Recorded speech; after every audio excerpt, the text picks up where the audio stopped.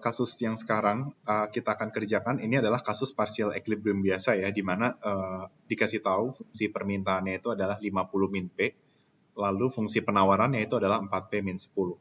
Nah, ditanya harga yang harus dibayarkan konsumen, diterima produsen, permintaan produsen ya, demand, dan kuantitas penawaran pada saat equilibrium tercapai. Nah, kita tahu bahwa pada saat equilibrium, demand sama dengan supply, atau PD sama dengan PS sama dengan harga equilibrium. Sedangkan kuantitas permintaan sama dengan kuantitas penawaran sama dengan kuantitas equilibrium. Ya. Nah, berarti bagaimana cara mencari harganya? Ya udah, kita tinggal bikin aja QD sama dengan QS, karena kebetulan fungsinya itu adalah bukan dalam inverse tapi secara langsung ya. Jadi QD sama dengan S. 50 min P sama dengan 4P min 10. Berarti ini ke sini jadi 5P, ini ke sini jadi 60. Ya kan? Ini minus, ke sini jadi plus. Nah, berarti dapatlah P equilibrium sama dengan 12. Nah, berarti teman-teman bisa menjawab ini itu adalah harga yang dibayarkan konsumen dan ini juga harga yang diterima oleh produsen. Karena pada saat keseimbangan ini harus sama-sama 12 seperti itu. Oke. Lalu bagaimana mencari quantity equilibrium? Nah, ketika harga demand sama dengan harga supply itu sama, maka quantity demand dan quantity supply juga akan sama persis. Jadi, kalau kalian sudah mendapatkan harga equilibrium, kalian bisa masukin ke salah satunya aja, misalnya yang sisi kiri atau sisi kanan, ya. Hasilnya bakal sama persis. Nah, yang paling gampang tuh yang kasus ini adalah kita masukin ke sini. Karena rumusnya sesimpel ini, 50 min P. Oke, berarti equilibrium adalah 50 dikurang P equilibrium. Berarti QE sama dengan 50 kurang 12, QE sama dengan 38. Berarti ini adalah kuantitas yang diminta oleh konsumen, dan ini adalah kuantitas yang ditawarkan oleh produsen. Karena pada saat equilibrium, kuantitas yang diminta itu dia tidak berlebih atau tidak kurang gitu ya, dan harganya juga sama persis. Oke. Saya rasa yang A itu gampang ya mengerjakannya. Untuk soal yang B, ini ceritanya ya, dampak negatif rokok terhadap kesehatan. Itu pemerintah membatasi produksi jadi 30. Nah, kita bisa lihat kan awalnya 38, ya. Tapi sekarang pemerintah ngebatasin jadi 30. Nah, kita diminta untuk mencari harga yang dibayarkan konsumen, harga yang diterima produsen, lalu kita juga diminta untuk mencari QD dan QS. Nah, sebenarnya ada hal yang harus teman-teman ketahui ya ketika equilibrium itu berubah. Ya, jadi ketika equilibrium berubah itu ada dua macam sebenarnya. Misalnya kasus yang biasanya teman-teman hadapi itu adalah misalnya ada pajak atau subsidi gitu ya. Kan misalnya pajak subsidi itu ini misalnya supply mula-mula, ini demand mula-mula. Ya, kalau pajak subsidi itu yang terpengaruh itu adalah kurva supply gitu. Misalnya supply-nya bergeser ke sini. Nah, kalau seandainya kasus equilibrium berubah itu karena pergeseran kurva, itu equilibrium yang baru bisa tercapai.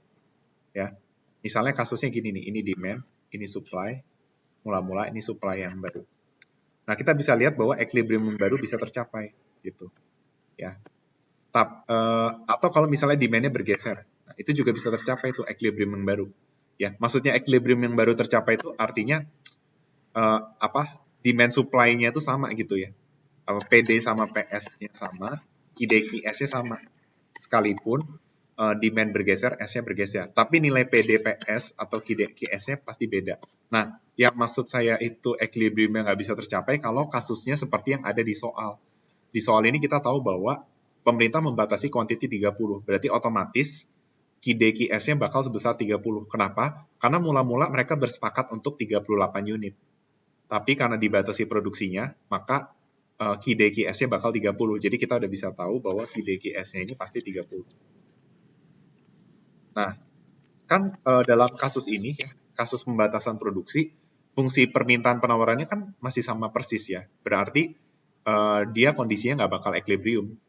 Nah, kenapa nggak bakal equilibrium? Karena kan mungkin kalau saya coba gambarkan kurvanya ini, kan tadinya itu harganya berapa ya? Harganya 12 ya. Oh ya, tadinya kayak gini nih, 12 sama 38. Nah, coba teman-teman bayangin nih, supply demand-nya tetap nggak geser, tapi kuantitinya dipaksa diubah gitu, misalnya jadi 30. Saya kasih garis ya, 30. Apa yang terjadi? Yang terjadi adalah harga supply itu di bawah harga equilibrium, harga demand itu di atas equilibrium.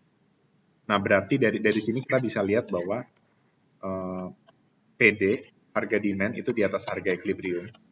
Harga supply itu di bawah harga equilibrium. Seperti itu. Berarti harga demand tidak sama dengan harga supply. Oke. Nah, coba aja kita kerjakan ya. Kita masukin QDQS-nya 30. Lalu kita cari PDPS-nya berapa. Ya.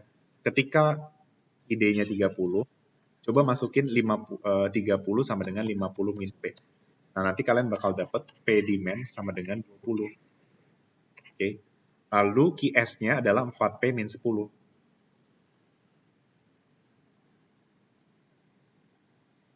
Nah, 30 sama dengan 4P kurang 10. Berarti kan 4P sama dengan 40.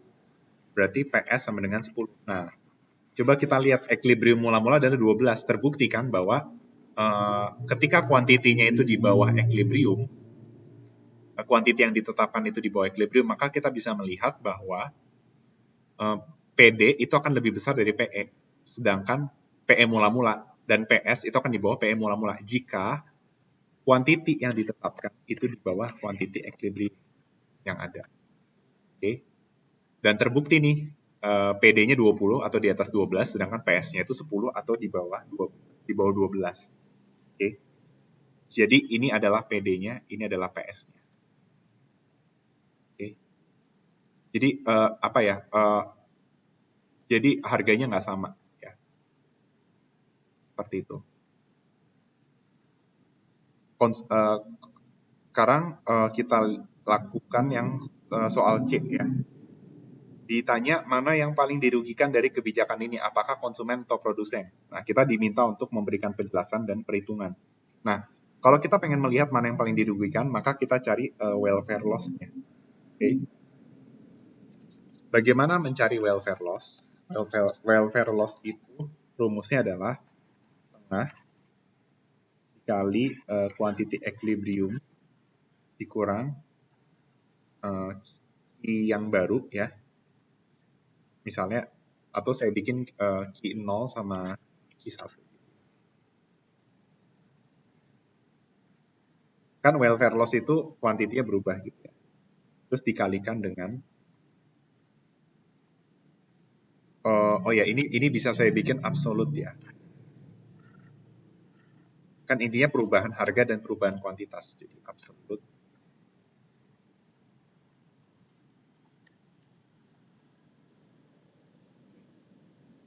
Nah, dalam kasus yang pokoknya nanti nilainya pasti positif welfare loss. Nah, sekarang kita cari dulu consumer loss ya. Nah, sebenarnya welfare loss itu ngukur hilangnya surplus ya. Hilangnya kalau consumer berarti hilangnya consumer surplus. Kalau produser surplus hilangnya, kalau produsen hilangnya produser surplus. Nah, berarti untuk consumer tengah. Nah, mula-mula Q-nya 38, sekarang 30. Harga kan, nah makanya ini kan kasusnya kalau consumer itu, makanya ini dibikin absolut aja ya. Harga mula-mula itu adalah 12, sedangkan harga sekarang 20. Kalau diabsolutin jadi 8. Nah, 8 dikali 8 dikali setengah, hasilnya ada 32. Berarti welfare loss untuk consumer itu sebesar 32. Oke. Sedangkan untuk produser itu setengah. Ini sama Q0, Q1-nya. Harga mula-mula 12, P1-nya 10. Hasilnya adalah 8. Nah, jadi surplus yang lebih banyak hilang surplusnya itu consumer, di mana consumer itu hilang surplusnya itu 4 kali lipat dari produsen.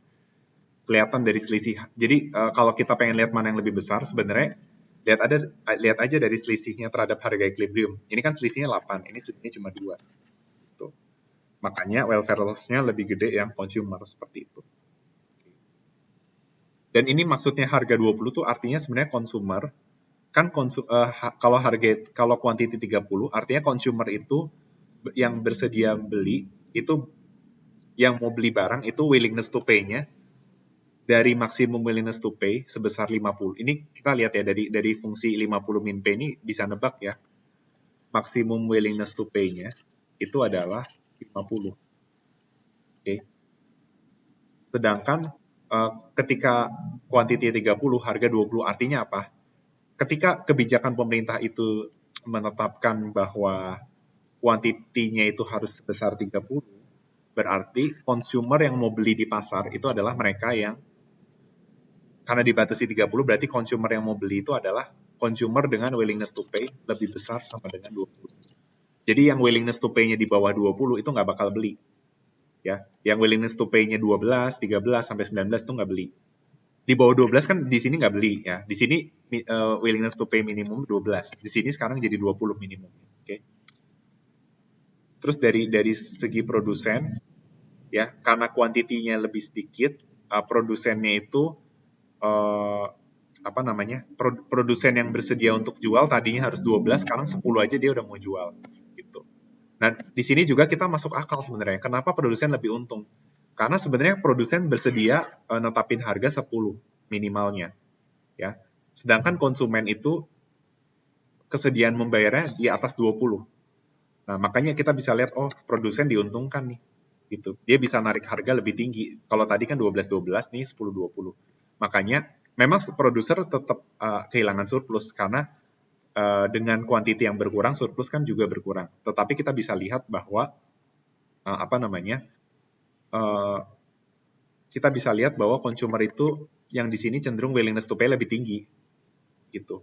Sehingga produsen itu lebih diuntungkan daripada maksudnya produser sama consumer sama-sama rugi, tapi consumer itu lebih dirugikan daripada produser. Karena produser bisa memiliki kecenderungan untuk menetapkan harga lebih tinggi. Oke, sekian dari penjelasan saya. Terima kasih atas perhatiannya.